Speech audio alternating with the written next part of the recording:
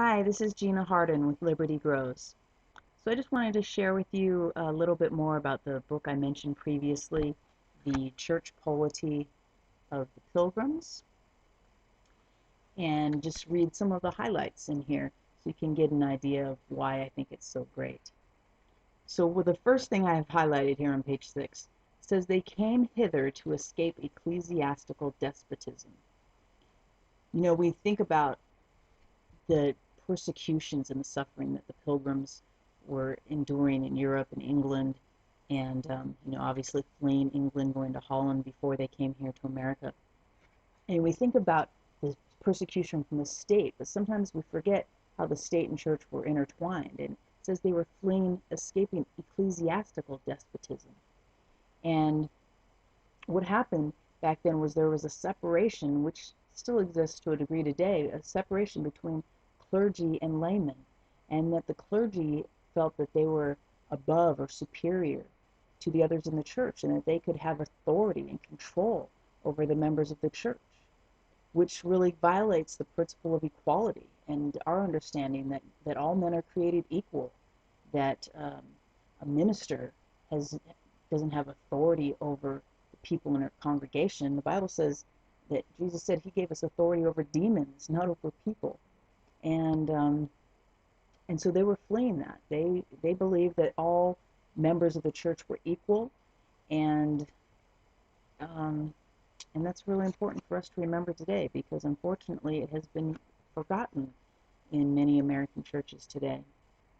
And it's really important that we get church government right, because as the church government goes, so goes our state. And it's really amazing, actually, as I've volunteered and participated in a little bit of local city government here in Los Angeles.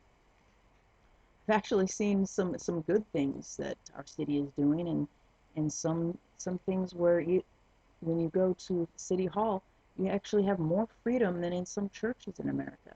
For instance, if you go to speak on an issue in City Hall, you're usually given 1 or 2 minutes for public comment. And people, cry and complain that why can't they have more time? But that's more time than many churches give to the members of their congregation. It's typically monopolized by one speaker and maybe some singers. So hopefully we can change that. But he says here, I highlighted that he said congregational government, which is what he's referring to. He says it's singularly unsectarian. And sectarianism was actually also referred to as heresy back then. And what they saw during this time in the 1850s, it was the growth of denominations like the Methodists and Lutherans and Baptists and all these traditional denominations that we've heard of. But congregationalism wasn't that, because they believed that churches should be independent, self-governing churches, and that a local church was a complete in itself. It didn't need anything else to make it complete. The New Testament, he says, uses the term church to designate visible, local, organized bodies of professed Christians. So the church was visible, it was local, it was organized, and the members were equal. And those are 4 important points for us to remember. He says the term was never used to designate an organized body of local churches, plural.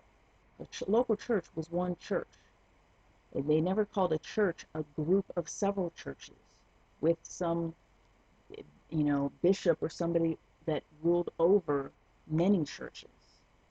Um, that would be like someone claiming to have authority over your family. No, families are self-governing units, and we don't collect our families together, unless maybe you're in a commune or something, but we don't collect our families together and then put someone in charge over several families. We're independent, self-governing families, and the churches were independent, self-governing churches. He says here the New Testament writers were not guilty of the absurdity of calling several churches a church. There's a popular phrase these days, where a pastor may say, "We are one church in many locations." Well, according to the New Testament didn't know about churches like that. The local churches were independent, self-governing churches, and each church was complete in its location. It says here, churches were organized by a covenant with each other and with God. It was complete in itself, acknowledging Christ as their only head, for the purpose of maintaining mutual brotherly watch and care. There's just so much gold in this book.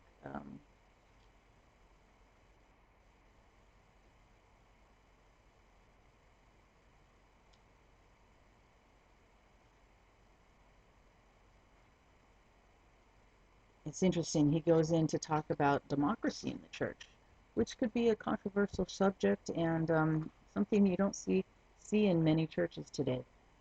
But he talks about when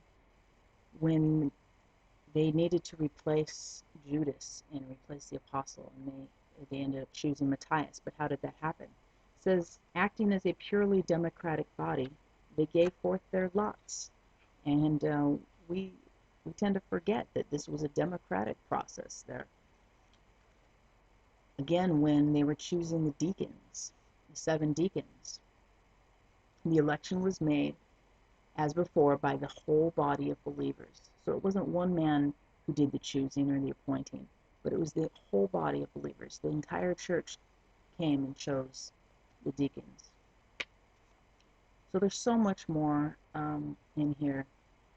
I just want to, again, highly recommend to you Church Polity of the Pilgrims. Here we go.